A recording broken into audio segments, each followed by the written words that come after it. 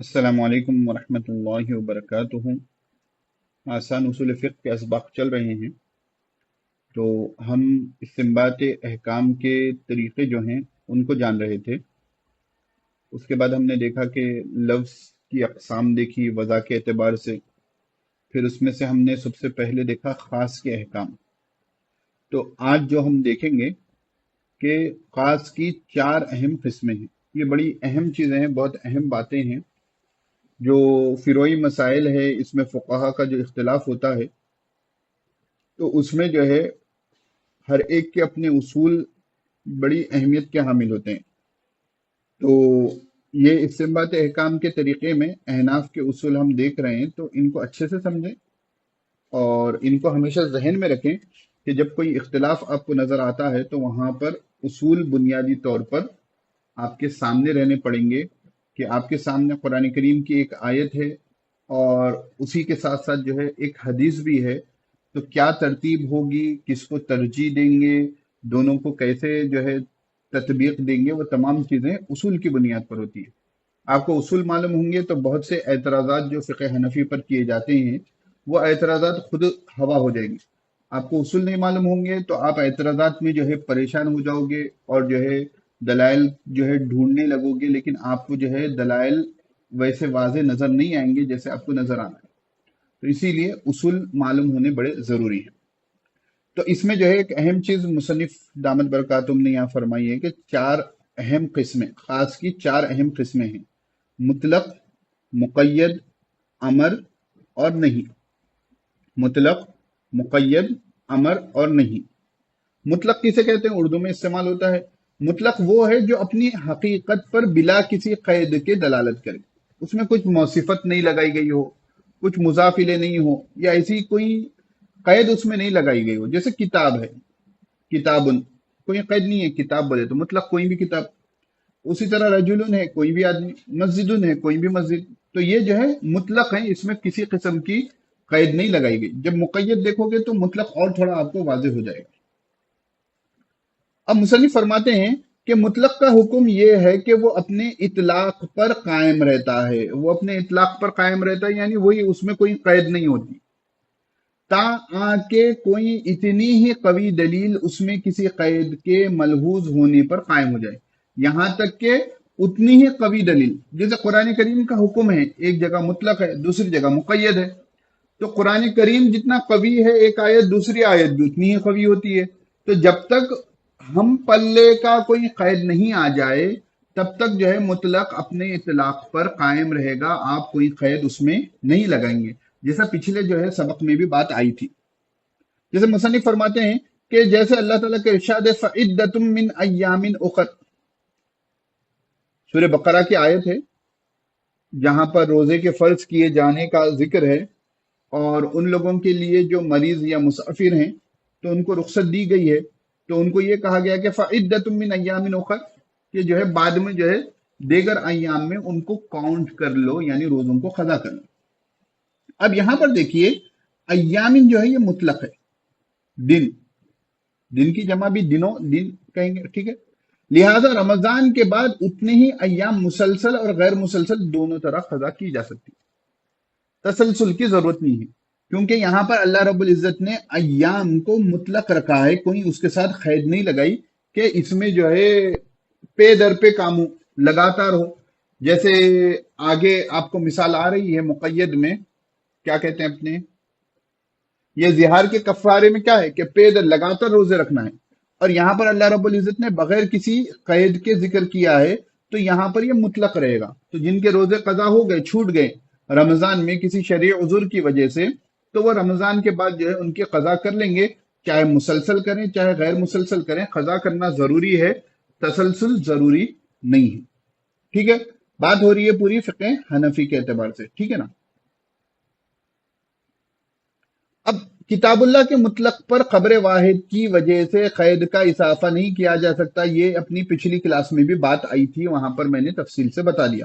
یہاں پر بھی مولانا نے جو ہے بات بتائی ہے، جیسے قرآن مجید میں وضو کے لیے چہرہ، ہاتھ اور پاؤں کے دھلنے اور سر کے مسح کا حکم دیا گیا ہے۔ جیسے احناف کن 4 فرائض ہے، جیسے میں پچھلی کلاس میں بتایا تھا کہ شوافقن 6 فرائض ہے، ان میں جو ہے نیت کرنا بھی فرض ہے اور اسی طرح جو ہے ترتیب بھی فرض ہے۔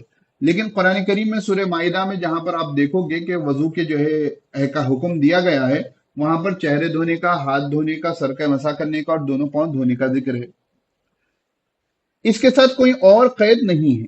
لیکن رسول اللہ صلی اللہ علیہ وسلم کی حدیث سے معلوم ہوتا ہے کہ شروع میں بسم اللہ پڑھنا بھی ضروری ہے۔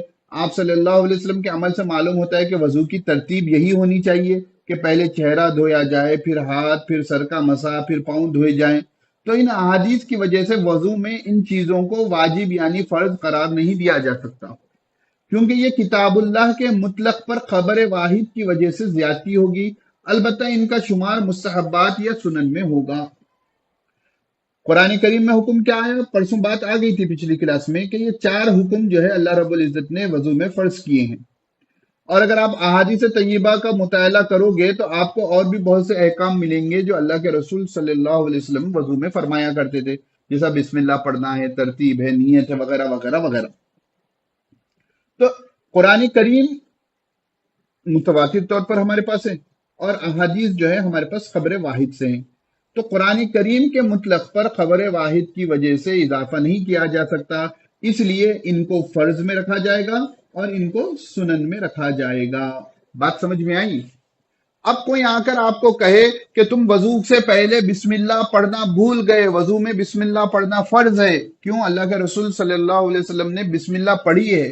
تو ہم کہیں گے کہ بھائی آپ جو کہہ رہے ہو نا کہ اللہ کے رسول صلی اللہ علیہ وسلم نے بسم اللہ پڑھی ہے، ہم بھی کہتے ہیں اللہ کے رسول صلی اللہ علیہ وسلم نے بسم اللہ پڑھی ہے، ہم بھی وضو میں بسم اللہ پڑھتے ہیں، لیکن ہم فرض اس لیے نہیں کہہ رہے ہیں کہ قرآن کریم میں ان 4 چیزوں کا ذکر ہے۔ کوئی آ کر کہے کہ اللہ کے رسول صلی اللہ علیہ وسلم نے ترتیب سے وضو کیا ہے، ترتیب سے وضو کرنا فرض ہے، ہم کہیں گے بالکل اللہ کے رسول صلی اللہ علیہ وسلم نے ترتیب سے وضو کیا ہے، اور ہم بھی کہتے ہیں کہ وضو ترتیب سے ہونا چاہیے، لیکن کیونکہ قرآن کریم میں مطلق ان 4 چیزوں کا ذکر ہے، اس لیے ہم ان 4 کو فرض میں رکھیں گے اور باقی تمام چیزوں کو ہم سنت میں رکھیں گے۔ اور ہم ہر ایک کو تعلیم یہی دیتے ہیں کہ بندہ سنت کے حساب سے وضو کرے۔ یہ پوری بات میں فقہ حنفی کے اصول کی روشنی میں کر رہا ہوں۔ اگر آپ فقہ شافعی کے اعتبار سے پوچھیں گے تو میرا جواب الگ ہوگا، ٹھیک ہے؟ ہر ایک کے اپنے اصول ہوتے ہیں اور ان اصول کی بنیاد پر ہی جو ہے جواب دیا جاتا ہے۔ یہاں تک بات سمجھ میں آ گئی؟ ٹھیک ہے؟ اور اسی طرح آپ جو ہے جتنے فروعی اختلافات آج کل جتنوں کو ہوا دی جا رہی ہے، ٹھیک ہے نا، آپ آ جائیں قرآن کیا ہے اپنے نماز میں قرات کرنا، تو احناف کا جو ہے قرات کرنا کیا ہے؟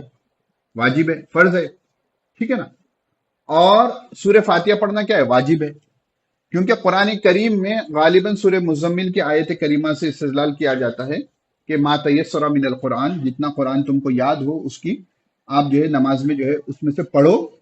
تو اس کی بنا پر احناف جو ہے قرآن کریم میں نماز میں قرآن کریم کی تلاوت کو فرض قرار دیتے ہیں، اور سورہ فاتحہ کیونکہ احادیث سے ثابت ہے اس کو واجب قرار دیتے ہیں، ٹھیک ہے؟ تو یہ ترتیب جو ہے اصول کی بنیاد پر ہوگی۔ اب ان اصول کو سامنے رکھ کر کتاب اللہ کے مطلق پر جو ہے خبر واحد کی طرف سے قید نہیں بڑھائی جا سکتی ہے۔ آپ مسائل کو دیکھیں کہ فرائض اور واجبات، فرائض اور سنن میں فرق دیکھیں، کس میں قرآن کا حکم ہے، کس میں خبر واحد سے ہے، تو آپ کو پورے اختلافات اس اصول کی بنیاد پر آسانی سے سمجھ میں آ جائے، کوئی لڑے جھگڑے کی ضرورت ہی نہیں پڑے گی۔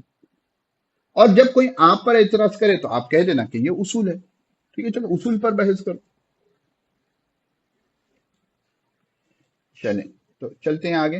اس کے بعد ہے دوسرے نمبر پر مقید۔ یہاں تک تو بات کلیئر ہو گئی نا آپ لوگوں کو؟ اس کے بعد ہے دوسرے نمبر پر مقید۔ مقید وہ لفظ ہے جس میں صفت اور اضافت یا کسی اور طرح کی قید لگا دی جائے، جیسا ابھی مطلق کی بات آئی تھی نا کہ مطلق میں کوئی قید نہیں تھی، مقید میں قید ہوگی۔ جیسے رجل مؤمنون ہے، تو رجل پہلے آیا تھا تو وہ جو ہے مطلق تھا، اب اس میں جو ہے صفت لگا دی گئی مؤمن ہونے کی، تو یہ مقید ہو گیا۔ اسی طرح ولد الفقیری، فقیر کا لڑکا، ٹھیک ہے، ولد صرف کہیں گے تو مطلق ہوگا، لیکن ولد الفقیر کہہ دیں گے تو یہ مقید ہو جائے گا۔ مقید کا حکم یہ ہے کہ اس پر مذکورہ قید کی رعایت کے ساتھ عمل کرنا واجب ہے، ٹھیک ہے نا؟ جو قید کے ساتھ آئے گا اس قید کے ساتھ اس کی رعایت کرتے ہوئے عمل کرنا واجب ہے۔ جیسے اللہ تعالیٰ کا ارشاد ہے فَمَن لَّمْ يَجِدْ فَصِيَامُ شَهْرَيْنِ مُتَتَابِعَيْنِ من قبل ان يتماسا، کہ جس نے اپنی بیوی سے زہار کر لیا، سورہ مجادلہ اگر آپ لوگوں کو ہو گیا تو اس میں زہار کا مسئلہ آ گیا ہوگا، ابھی ہم وہاں نہیں جائیں گے، تو وہ اپنی بیوی کے قریب جانے سے پہلے شہرین متتابعین 2 مہینے لگاتار روزے رکھے گا۔ ابھی اوپر رمضان کے روزے کی قضا آئی تھی، اس میں متتابعین کوئی قید نہیں تھی، تو اس میں یہ تھا کہ جس کے روزے رمضان کے چھوٹ گئے کسی شرعی عذر کی وجہ سے، وہ بعد میں قضا کر لے گا، تسلسل ضروری نہیں ہے۔ لیکن جس کسی نے زہار کر لیا ہے، اب اس کے لیے تسلسل ضروری ہے، وہ بھی زوجہ کے قریب جانے سے پہلے۔ تو اس آیت میں کفارہ زہار کے روزوں میں تتابع اور جماع سے پہلے ہونے کی قید لگا دی گئی ہے، اس لیے جماع سے پہلے ان روزوں کو مسلسل رکھنا ضروری ہوگا۔ بات یہاں تک سمجھ میں آ گئی؟ اب بس ضمنی سوالات ہیں اور اہم بات ہے، اس کو دیکھیے۔ کیا مطلق کو مقید پر محمول کیا جائے گا؟ نہیں، کوئی حکم مطلق ہے اور کوئی مقید ہے، تو ایک مطلق کو مقید پر جو ہے آپ احتمال اس کو محمول کریں گے نہیں کریں گے؟ تو مصنف فرماتے ہیں ایک ہی لفظ ایک نص میں مطلق اور دوسری نص میں قید کے ساتھ ذکر کیا جائے تو ان نصوص کا تعلق حکم کے سبب سے ہے، تو حنفیہ کے نزدیک ایک کو دوسرے پر محمول نہیں کیا جائے گا۔ ٹھیک ہے، ایک ہی لفظ ایک نص میں مطلق ہو اور دوسری نص میں قید کے ساتھ ذکر کیا گیا ہے، تو اگر ان نصوص کا تعلق حکم کے سبب سے ہے، یعنی جو حکم بیان کیا جا رہا ہے اس کے جو اسباب ہوتے ہیں ان اسباب میں سے کسی سبب سے ہے، تو حنفیہ کے نزدیک ایک کو دوسرے پر محمول نہیں کیا جائے گا۔ جیسے آپ صلی اللہ علیہ وسلم کا ارشاد ہے، الجار حق بثقبہ، جو ہے پڑوسی کو جو ہے یہ زیادہ حق ہے شفعہ کا۔ شفعہ کیا ہوتے ہیں؟ مثال کے طور پر آپ جو ہے اپنا گھر بیچنا چاہ رہے ہیں، آپ کے پڑوسی آپ کے گھر خریدنے میں جو ہے دلچسپی رکھتے ہیں، تو آپ کے پڑوسی کو بیچو گے یا دوسرے تھرڈ پرسن کو بیچو گے؟ تو اس میں حدیث شریف میں یہ کہا جا رہا ہے کہ آپ کا پڑوسی زیادہ حقدار ہے کہ آپ اپنا گھر اس کو بیچیں۔ ٹھیک ہے، پھر دوسری روایت میں جو ہے الجار احق بشفعۃ جارہ ینتظر بها ان کان غائبا اذا کان طریقهما واحدا، کہ جو ہے کہ شفعہ کا زیادہ حقدار اس کا پڑوسی ہوگا، اس کے لیے انتظار کیا جائے گا اگر وہ غائب ہے، اگر جب کہ ان دونوں کا راستہ ایک ہی ہو۔ ہوتا نا کہ ایک پڑوسی جو ہے آپ کی سیم گلی کے ہیں، ایک پڑوسی پیچھے کی گلی کے ہیں، ٹھیک ہے، راستہ نہیں مل رہا ہے آپ کا انٹرنس کا، لیکن وہ پڑوسی ہیں، تو یہاں کہا جا رہا ہے اذا کان طریقہما واحدن۔ تو مصنف فرما رہے ہیں کہ جوار پڑوس ہونا سبب شفعہ ہے۔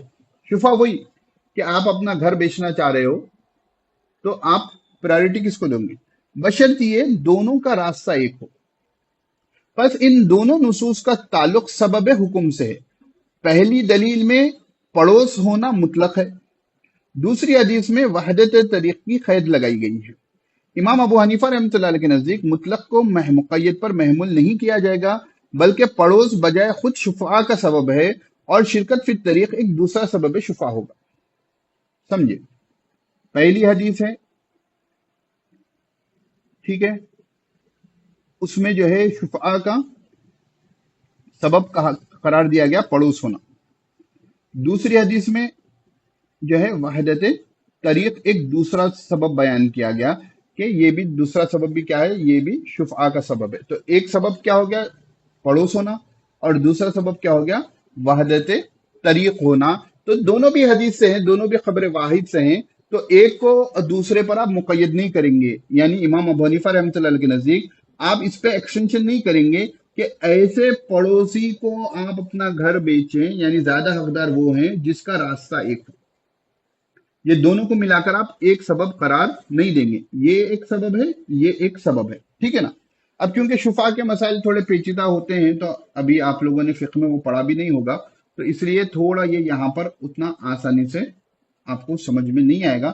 بس ایک بات یہ یاد رکھ لیں کہ اگر ان نصوص کا تعلق حکم کے سبب سے ہے، حکم سے نہیں ہے بلکہ حکم کے سبب سے ہے، تو ایک کو دوسرے پر محمول نہیں کریں گے۔ اگر حکم کے سبب سے نہیں ہے بلکہ ڈائریکٹ حکم سے ہے تو محمول کر سکتے ہیں، نہیں کر سکتے ہیں ابھی آگے دیکھیں گے۔ ٹھیک ہے، یہاں تک جانے کی کوشش کریں۔ اگر مطلق و مقید دونوں نصوص کا تعلق حکم سے ہے تو 4 حالتیں ہوں گی، دیکھیے آگے۔ مطلق اور مقید دونوں نصوص کا تعلق حکم سے، سبب سے نہیں بلکہ حکم سے، تو چار صورتیں ہو سکتی۔ پہلی کیا ہے؟ پہلی صورت کیا ہے؟ حکم اور سبب دونوں ایک ہوں تو بالاتفاق مقید پر محمول ہوگا، جیسے حرمت علیکم المیتۃ والدم ولحم الخنزیر۔ اور دوسری جگہ کیا ہے؟ لا اجد فیما اوحی الی محرما علی طاعم یطعمہ الا ان یکون میتۃ او دما مسفوحا او لحم خنزیر فانہ رجس۔ تو دونوں میں جو ہے محرمات کا ذکر کیا جا رہا ہے، جو چیزیں حرام ہیں۔ پہلے میں خون کو مطلق ذکر کیا گیا، دوسرے میں جو ہے دم مسفوح ذکر کیا گیا۔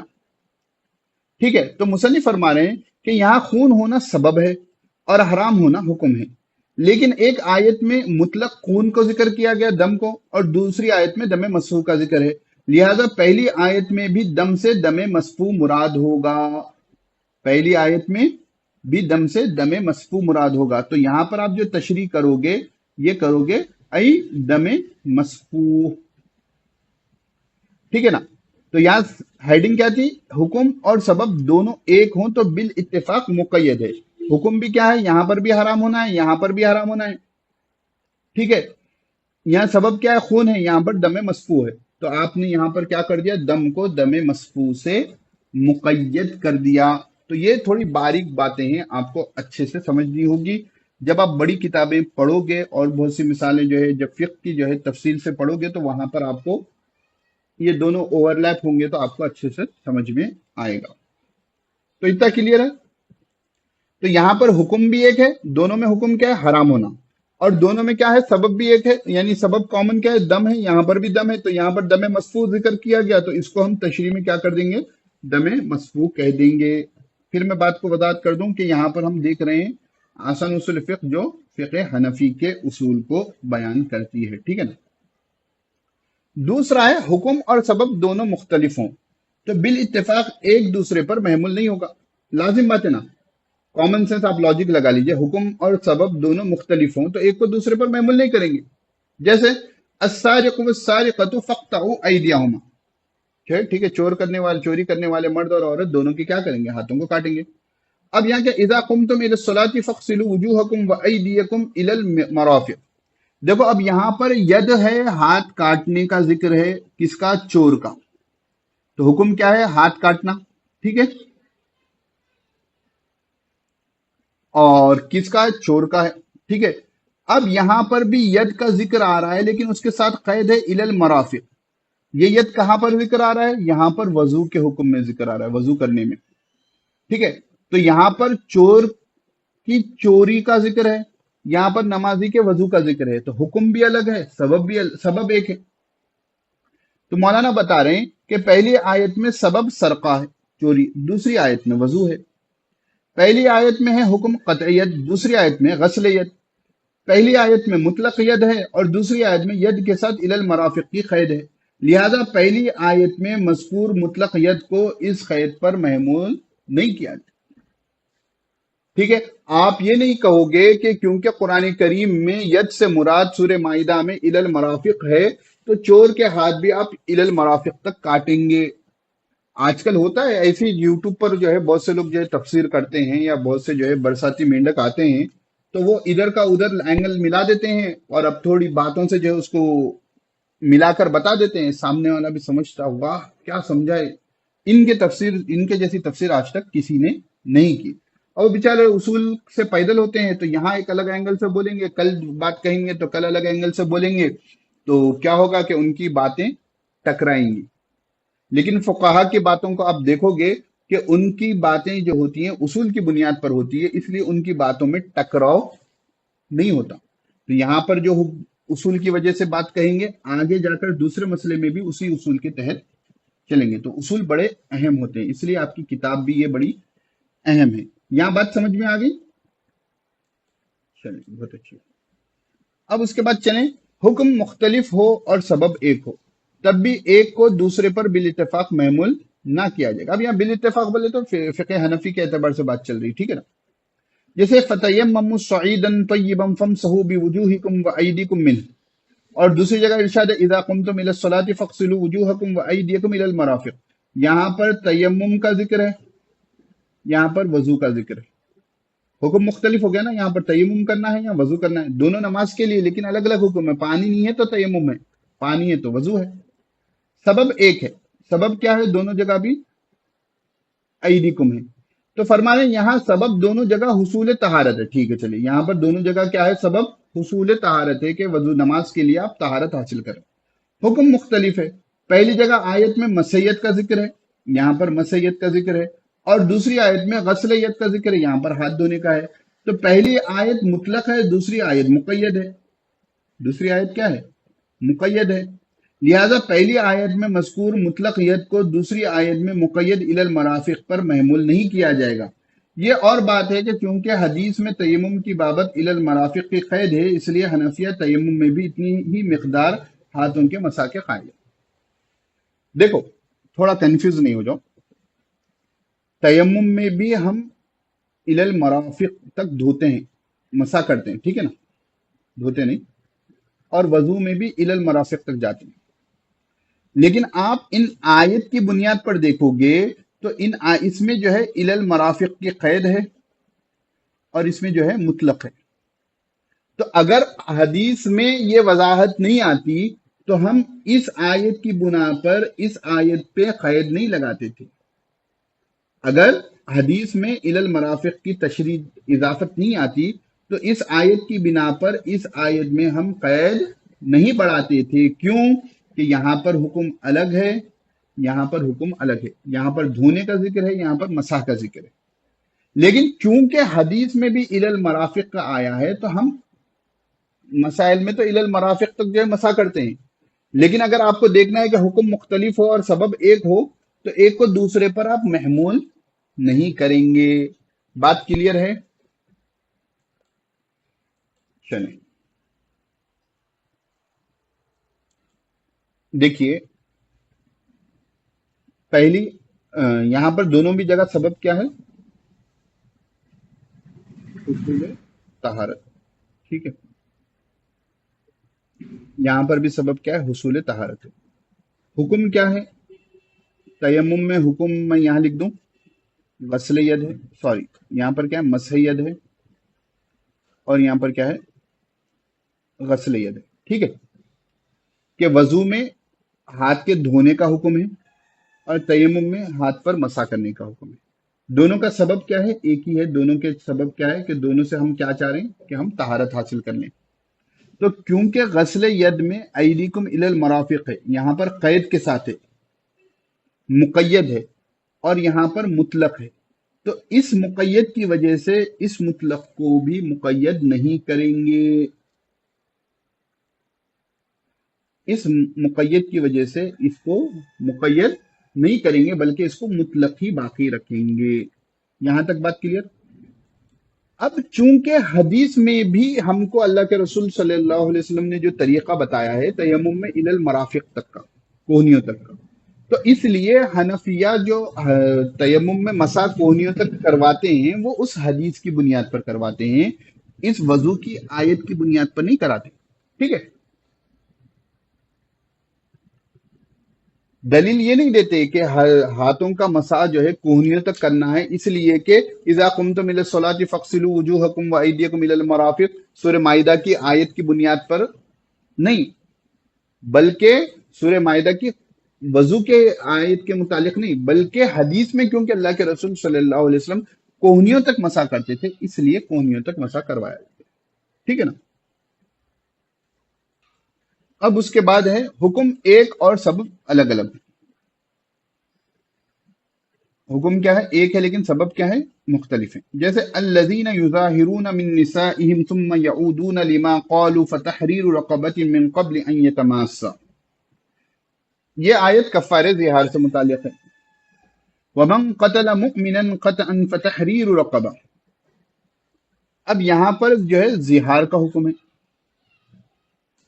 اور یہاں پر قتل مومن کا، ٹھیک ہے، یہاں پر کیا کہہ رہے ہیں؟ تو پس حکم دونوں جگہ غلام آزاد کرنے کا ہے، تو دونوں بھی جگہ حکم کیا ہے؟ غلام کا آزاد کرنا، یہاں پر بھی کیا ہے؟ غلام آزاد کرنا. ٹھیک ہے. سبب پہلی آیت میں کفارہ زہار ہے اور دوسری آیت میں کفارہ قتل ہے. ٹھیک ہے نا. یہاں پر زہار کا کفارہ ہے، قتل مومن کا. پہلی آیت میں مطلق غلام کا ذکر ہے. ٹھیک ہے نا. فتحریر رقبۃ. اور دوسری آیت میں مومن غلام کا ذکر ہے. ومن قتل مؤمنا فتح. کہاں ہے؟ تو یہاں پر آیت میں کیا ہے دیکھیں، فتحریر رقبۃ مومنۃ. ٹھیک ہے نا. تو یہاں پر جو ہے مومنۃ مس ہو گیا. تو دوسری آیت سورہ نساء میں بھی کیا ہے؟ فتحریر رقبۃ مؤمنۃ، یعنی آپ کو مومن غلام کا آزاد کرنا ہے. تو اب اس صورت میں مصنف فرما رہے ہیں کہ اختلاف ہے. اس صورت میں کیا ہے؟ اختلاف ہے. حنفیہ کے نزدیک اس صورت میں مطلق کو اپنے اطلاق پر باقی رکھا جائے گا، یعنی زہار میں کون سا بھی غلام آپ آزاد کر دو چل جائے گا، اور قتل مومن میں جو ہے مسلم غلام کا آزاد کرنا. لہذا کفارہ زہار میں کافر غلام کو آزاد کرنا بھی کافی ہو جائے گا. دوسرے فقہا کے نزدیک مطلق کو مقید پر محمول کیا جائے گا. تو کیونکہ یہاں پر مطلق ہے، یہاں پر مقید ہے، تو اس کو بھی دوسرے فقہا کے نزدیک کیا کریں گے؟ مقید کر دیں گے. اور کفارہ قتل کی طرح کفارہ زہار میں بھی مسلمان غلام آزاد کرنے کی شرط لگائیں گے، ضروری ہوگا. احناف کے نزدیک کیا ہے؟ یہاں پر مطلق ہے تو یہ مطلق رہے گا، یہاں مقید ہے یہاں مقید رہے گا. لیکن دیگر فقہا کے نزدیک کیا ہے؟ باسکن کہ نہیں، یہاں پر کیونکہ مسلم غلام کا آزاد کرنا ذکر کیا گیا تو یہاں پر بھی مسلم غلام کو آزاد کریں گے. ٹھیک ہے نا. تو یہاں تک بات سمجھ میں آ گئی. آپ لوگ کیا کیجئے کہ یہ جو اختلاف ہے نا 4 باتوں میں، اس کو اچھے سے سمجھنے کے لیے آپ ٹیبل بنا لیجیے. پہلا ہے، مثلا یہ آخری سے میں بتا دوں، حکم ایک ہو اور سبب الگ الگ ہو تو کیا کریں گے؟ ٹھیک ہے. اس کے بعد حکم اور سبب دونوں بھی ایک ہوں تو کیا کریں گے؟ جیسے دم مسفوک آ گیا. اور اس کے علاوہ بھی جو ہے وہ تو آپ ایک جگہ ٹیبلر فارم میں اگر لکھ لو گے تو آپ کو یہ سمجھنے میں آسانی ہو جائے گی اور کنفیوژن وغیرہ آپ کا دور ہو جائے گا. ٹھیک ہے نا. تو آج ہم یہیں پر روکیں گے انشاءاللہ، پھر آگے اگلی کلاس میں پڑھیں گے. السلام علیکم ورحمۃ اللہ وبرکاتہ.